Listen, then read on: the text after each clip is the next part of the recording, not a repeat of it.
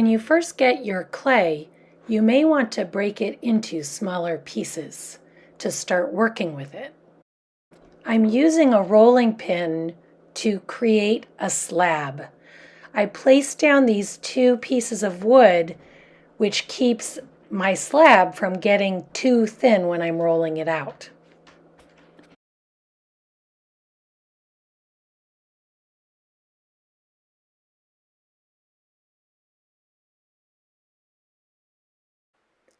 And look, it's thinner than my thumb. I can use a tool to cut it into a tile.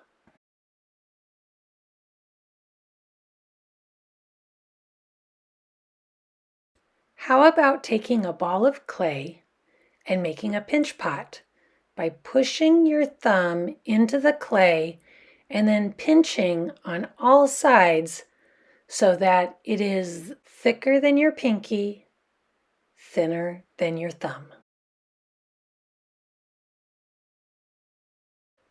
You can try rolling a coil to add onto your pot.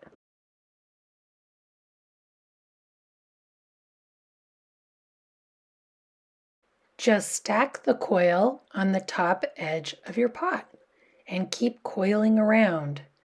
You can blend the inside line as you go to keep the coil from falling off.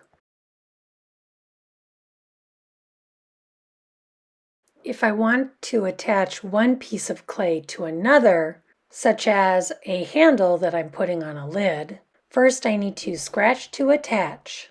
One simple way to do this is to use a wet toothbrush to scratch up both parts of the clay that I'm attaching to each other.